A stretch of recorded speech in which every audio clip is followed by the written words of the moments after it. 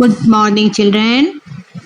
Children, up to now, as you know, we have read about our synonyms, antonyms, homophones, one word substitute, and also about our project. And now we will begin our first lesson from reading skills, from prose, and that is the portrait of a lady. The portrait of a lady by Khushwant Singh. बच्चों, first of all एक बार फिर मैं आपको remind कराना चाहती हूँ, 10th class तक आपने जो प्रोज पढ़ी थी बच्चों, उसमें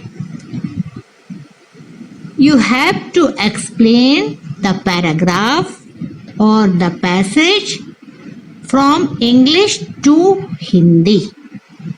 but now 11th onwards there is a slight change. Means अब जो पैराग्राफ, जो पैसेज मैं आपको पढ़ाऊंगी, जिसका आप स्टडी करेंगे, उसको एक्सप्लेन भी आपको इंग्लिश टू इंग्लिश ही करना होगा. Do you understand? मतलब हिंदी में कोई एक्सप्लेनेशन, भावार्थ नहीं आएगा. पैराग्राफ इंग्लिश में होगा, उसको इंग्लिश में ही एक्सप्लेन करेंगे. बच्चों, कुछ भी मुश्किल नहीं है. इसलिए मुश्किल नहीं है क्योंकि कोशिश करने वाले की हार नहीं होती. Don't you think so?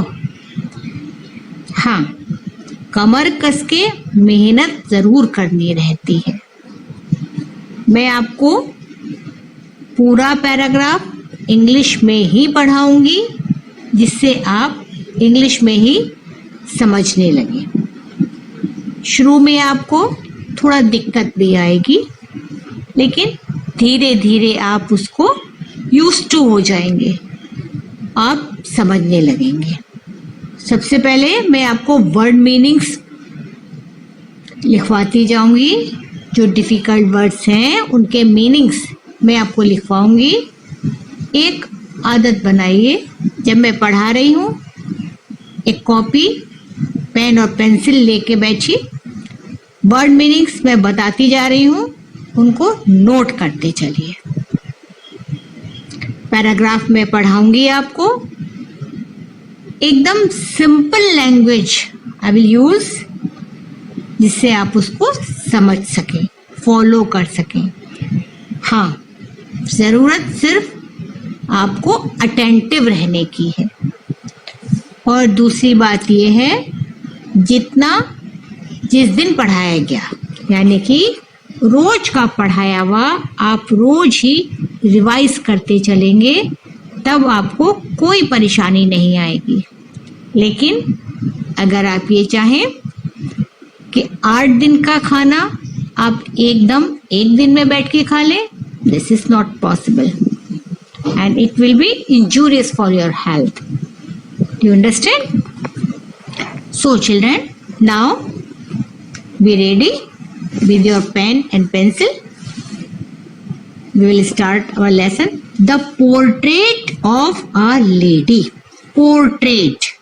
First of all, हम टाइटल को तो समझ लें. टाइटल में हमारे एक वर्ड आ रहा है portrait. Portrait. Portrait means picture description of a person in words. Picture description of a person in words. किसी व्यक्ति का ऐसा वर्णन करना शब्दों में, उसकी ऐसी तस्वीर खींचना मानो उसकी पिक्चर ही हमने ड्रॉ कर दी है. जैसे एक आर्टिस्ट पिक्चर बनाता है, एक राइटर अपने शब्दों में, अपने वर्ड्स में डिस्क्रिप्शन करता है, तो राइटर का डिस्क्रिप्शन इतना आर्टिस्टिक है कि मानो उसने शब्दों से ही किसी पिक्चर को उतार दिया है, पिक्चर को स्केच कर दिया, बना दिया है. That is called portrait. Do you understand बच्चों? अब आपको एक्सप्लेनेशन जो करना है उसके लिए रेफरेंस, कॉन्टेक्स्ट और क्रिटिकल कमेंट्स. एक्सप्लेनेशन के साथ you will explain the paragraph with reference, context and critical comments. ये मैं आपको तैयार कराती चल रही हूँ, बताती चल रही हूँ. तो फर्स्ट ऑफ ऑल थोड़ा सा हम फॉर अवर रेफरेंस के लिए हम एक तो लेसन का नाम हमें लिखना ही रहता है, ये सब आप 10th तक पढ़ चुके हैं, with the name of lesson and writer. अब राइटर के नेम के साथ some 1 or 2 sentences about the author, about the writer. कैसे? जैसे here we can see that about Khushwant Singh. Khushwant Singh के बारे में हम क्या कह सकते हैं? He was a renowned author, renowned, well known. He was a renowned author and was a great journalist, politician and a lawyer. Do you understand? And after this, for our context, this passage that is in your book about the lesson, it will help you for your context. In the portrait of a lady, Khushwant Singh describes a graphic pen picture. He was a small child. I am reading again.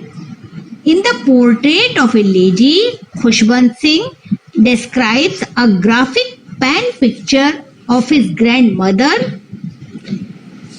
He and his grandmother lived in their village home when he was a small child. She was a religious lady. She always would move her lips in a silent prayer. She died with prayer on her lips and rosary. Rosary, you know, mala. A string of beads, mala. In her hand. Now, let's read about love, devotion and emotions in the story. बार बार जितना मैं ये पढ़ा रही हूँ आपको, इसको बार बार सुनिए, एक एक वर्ड को समझने की कोशिश करिए, तभी आपको समझ आता जाएगा और मुश्किल नहीं होगा. Otherwise you will be in difficulty. Now see the lesson.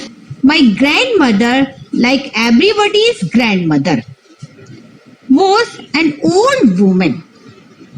According to the writer is describing here his grandmother, and he says that like any grandmother, his grandmother was also an old woman, an old lady. She had been old and wrinkled.